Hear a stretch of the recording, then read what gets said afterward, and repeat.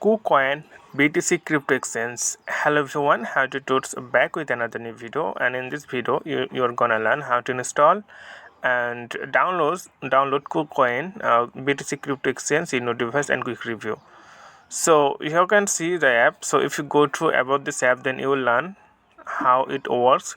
So swift trade on via DOS 700 plus altcoin Bitcoin cryptocurrency exchange and wallet. So there are some feature like how it works, how can you benefits, like easy and simple to trade crypto with credit cards, easily review the value of every investment your wallet, enjoy the lowest fees and greater returns in crypto, low fees for buy sell crypto assets, quality assets such as Bitcoin, Ethereum, DeFi and NFT, support trading in over 50 fiat in currencies. The more you buy, the fewer fees you pay.